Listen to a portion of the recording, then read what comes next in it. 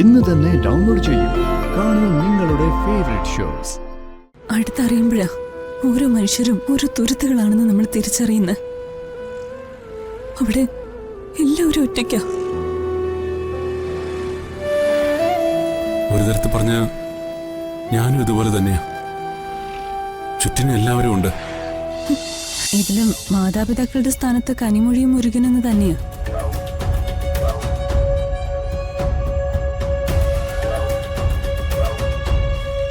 കുഞ്ഞെ, മാതാപിതാക്കൾ ജീവിച്ചിരുന്നെങ്കിൽ പോലും പട്ടിണിയിലും ദാരിദ്ര്യത്തിലും കഴിയേണ്ട ഒരു കുഞ്ഞാണ് ഇന്ന് എല്ലാ സുഖസൗകര്യങ്ങളോടും കൂടി അവിടെ ജീവിക്കുന്നത്.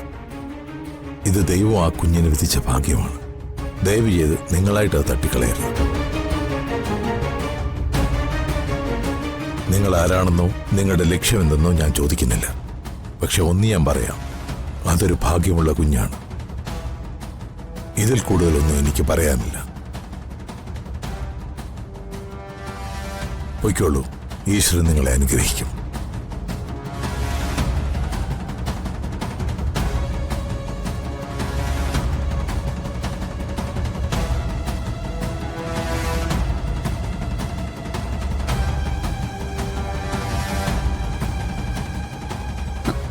അല്ല സച്ചി, എനിക്കൊരു സംശയം.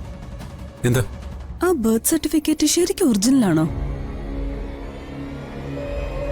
കള്ളത്തരങ്ങൾ മാത്രം കാണിക്കുന്ന അവന്തികയെ പോലൊരാൾക്ക് ഒരു ബർത്ത് സർട്ടിഫിക്കറ്റ് ഉണ്ടാക്കാനാണോ ബുദ്ധിമുട്ട്?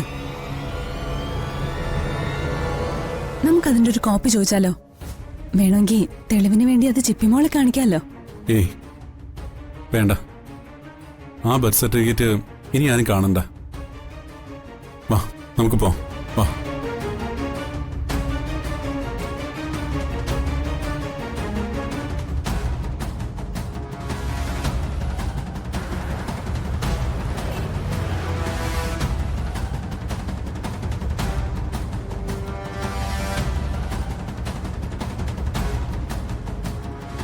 ആ കുട്ടിയോട് നമ്മളിത് എങ്ങനെ പറയും സച്ചി? ചിപ്പിയുടെ അച്ഛനും അമ്മയും കനിമൊഴി മുരുകനുമായിരുന്നു എന്ന്. അതാണ് സത്യം. ഞാനൊരു കാര്യം പറയട്ടെ. അപ്രിയമായ ചില സത്യങ്ങൾ പറയാതിരിക്കുന്നതല്ലേ നല്ലത്? പറയാതിരുന്ന ചിപ്പിമോള് വീണ്ടും അന്വേഷിച്ചുകൊണ്ടിരിക്കല്ലേ? അതിലും സങ്കടമല്ലേ? സത്യങ്ങൾ അവൾ എന്തെങ്കിലും അറിയും. ഒരുപക്ഷെ അതിനൊരു സമയം വരുമായിരിക്കും. അന്നറിഞ്ഞോട്ടെ. ഇപ്പൊ അമ്മോളോടിത് പറയണ്ട. ചിപ്പിയെ ആരും അവിടെ ഉപേക്ഷിച്ചു എന്ന് മാത്രം പറഞ്ഞാ മതി. വെറുതെ അവൾക്കൊരു പ്രതീക്ഷ കൊടുക്കണോ? ഇപ്പൊ ജീവിക്കുന്ന സന്തോഷത്തില് അവള് ജീവിക്കട്ടെ, അതല്ലേ നല്ലത്? അവധിയായുള്ള അവളുടെ പിണക്കമൊക്കെ കുറച്ച് കഴിയുമ്പോ മാറിക്കോളും. നല്ല ജീവിത സൗകര്യങ്ങൾ, നല്ല പഠനം, അവളുടെ ഫ്യൂച്ചർ, അതിനെല്ലാം നല്ലത് നമ്മളത് പറയാതിരിക്കുന്നതാ. പറഞ്ഞാ ചിലപ്പോ അവൾ തകർന്നു പോവും.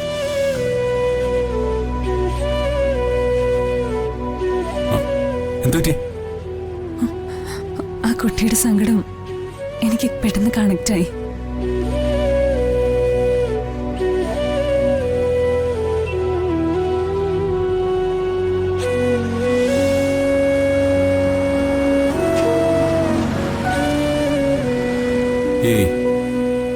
എന്താ വക്കീലേ ഇത്?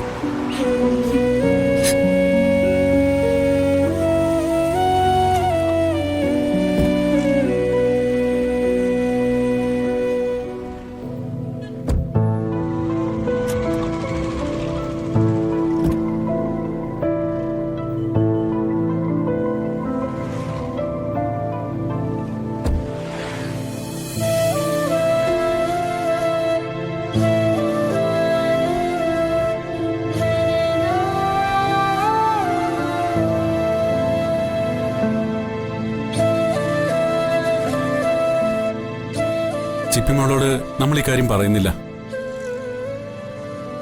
അതല്ല സച്ചി, ആ ചിപ്പിമോള് ഞാൻ തന്നെയാ.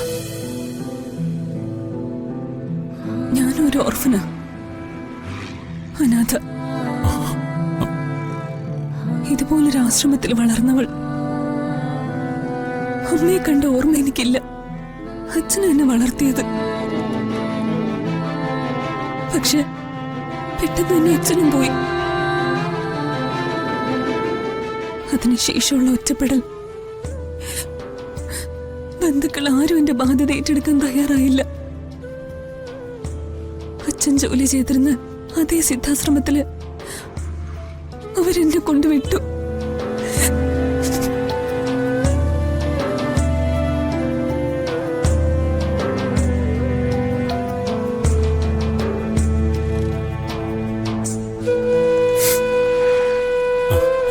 ഇതിപ്പോ വക്കീലിന്റെ ഫ്ലാഷ് ബാക്ക് എന്നെ കൂടി കരയിപ്പിച്ചല്ലോ. അടുത്തറിയുമ്പോഴാ ഓരോ മനുഷ്യരും ഓരോ തുരുത്തുകളാണെന്ന് നമ്മൾ തിരിച്ചറിയുന്നത്. അവിടെ എല്ലാവരും ഒറ്റയ്ക്കാ. ഒരു തരത്തിൽ പറഞ്ഞ ഞാനും ഇതുപോലെ തന്നെയാ. ചുറ്റിനും എല്ലാവരും ഉണ്ട്.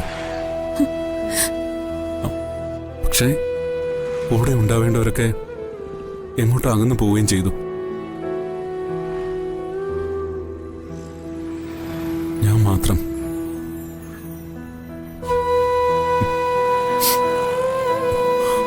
പോ, ഇനി ഇവിടെ നിന്ന് ശരിയാവില്ല. വാ.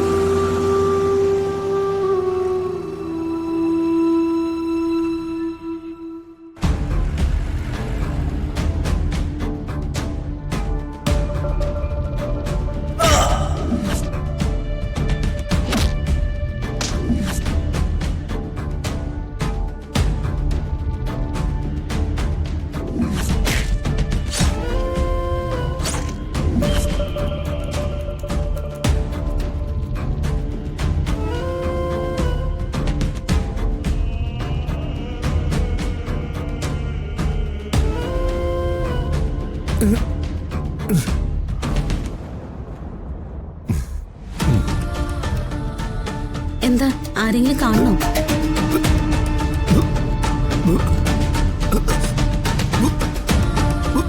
ഭാര്യയെ കാണണമെന്നാണോ? നിങ്ങളുടെ ഭാര്യയും ബന്ധുക്കളും എല്ലാം പുറത്തുണ്ട്. കാണണമെങ്കിൽ ഞാൻ വിളിക്കാം.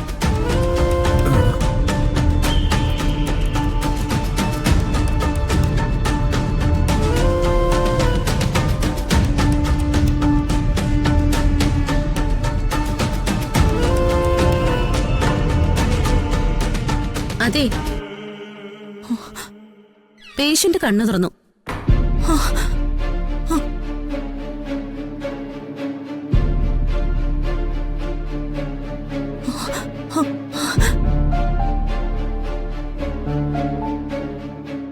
ഒരു കാര്യം, അകത്ത് കയറി ബഹളം വയ്ക്കാൻ പറ്റില്ല. കണ്ടിട്ട് അതുപോലെ തിരിച്ചിറങ്ങി പോരണം.